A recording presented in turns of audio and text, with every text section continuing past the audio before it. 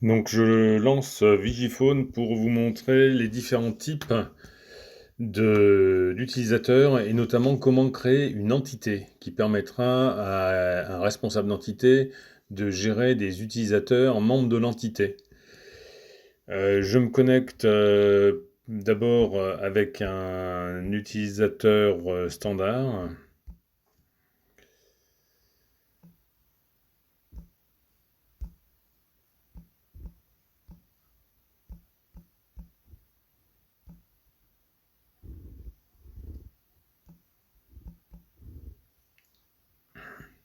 Donc là, si je veux voir mon profil,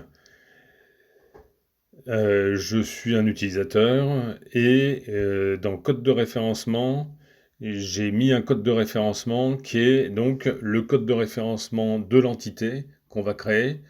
Donc ça veut dire que tous les utilisateurs qui mettront ce code, ici 1, 2, 3, 4, dans code de référencement, feront partie de l'entité.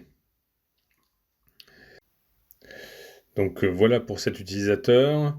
Après, je vais passer sur l'interface web pour vous montrer comment créer un responsable d'entité. Donc ici, en fait, j'ai 7 utilisateurs plus 3 autres qui sont avec ce code référencement dans leur profil. Donc là, je vais me connecter en tant qu'administrateur pour vous montrer comment on crée un responsable d'entité.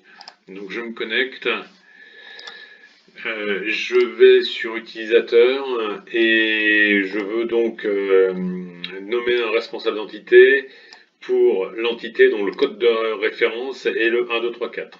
Donc je filtre sur cette entité 1, 2, 3, 4. Donc j'ai mes 4 personnes utilisatrices enfin qui ont mis 1, 2, 3, 4 comme code de référencement pour l'entité.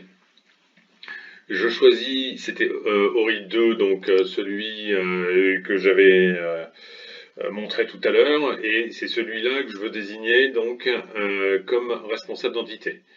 Donc je demande à ce qu'il devienne responsable d'entité. Et là, je fais oui.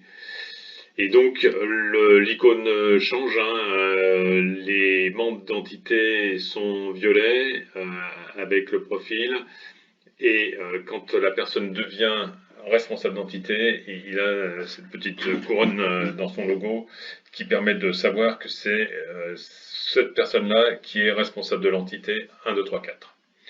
Donc ça, en tant qu'administrateur, moi je suis capable de nommer parmi les utilisateurs qui ont saisi des codes de référencement, de nommer quel est le responsable de l'entité pour ce code de référencement.